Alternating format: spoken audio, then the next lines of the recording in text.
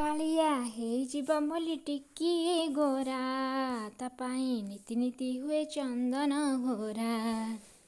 Welcome my YouTube channel Rinki Shivajyoti. ତ ମୁଁ ଆଜି ଦେଖାଉଛି ଆପଣଙ୍କୁ ରଥଯାତ୍ରା। ଏଇଠି ଆମ ଢେଙ୍କାନାଳରେ ଆମର ରଥଯାତ୍ରା କେତେ ସୁନ୍ଦର ଭାବେ ହେଇଥିଲା। ତ ମୁଁ ତ ରଥଯାତ୍ରାରେ ଯାଇପାରିନଥିଲି, ତଥାପି ମୁଁ ଭିଡ଼ିଓଟେ ବନେଇଛି।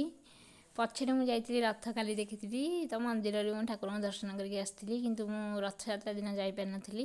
ରଥଯାତ୍ରା ବହୁତ ପ୍ରିୟ। ମୁଁ ଛୋଟବେଳେ ମୋ ମାଆଙ୍କ ସାଙ୍ଗେ ଆସୁଥିଲି, ତ ଏଇଠି ରଥଯାତ୍ରାରେ ବୁଲୁଥିଲି। ମୋ ମାଆ ତ ଆଜି ନାହାନ୍ତି ଏ ଦୁନିଆରେ, କିନ୍ତୁ ତଥାପି ତ ଛୋଟବେଳ କଥା ମୋତେ ମନେ ପଡ଼ିଯାଏ। ତ ମୁଁ ଛୋଟ ଛୋଟ ରଥ କିଣୁଥିଲି ଛୁଆବେଳେ। ମୋ ବୋଉଙ୍କ ସାଙ୍ଗରେ ମୁଁ ଯେତେବେଳେ ଆସେ ରଥ କିଣୁଥିଲି। ତ ମୋ ବୋଉ ତ ଏବେ ଭଗବାନଙ୍କ ପାଖରେ, ଏ ଦୁନିଆରେ ସେ ଆଜି ନାହାନ୍ତି। ତଥାପି ବି ତ ଯେତେବେଳେ ମୁଁ ରଥ ଦେଖେ ନା, ମୋ ବୋଉ କଥା ମୋତେ ମନେ ପଡ଼ିଯାଏ, ଛୋଟବେଳ କଥା ମନେ ପଡ଼ିଯାଏ।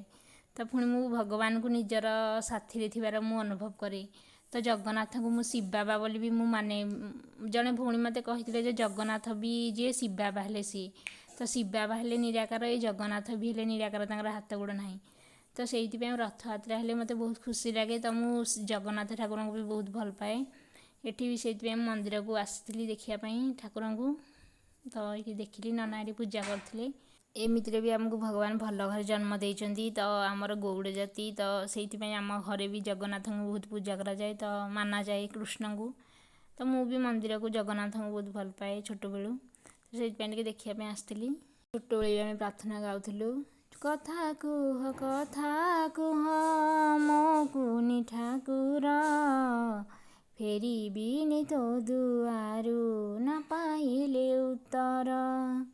ତ ଏଇଭଳି ଆମେ ଛୋଟବେଳେ ମଧ୍ୟ ସବୁ ପ୍ରାର୍ଥନା ଗାଉଥିଲୁ, ମନେ ପଡ଼ୁଛି। ଆଚ୍ଛା, ରହୁଛି। ଓମ୍ ଶାନ୍ତି।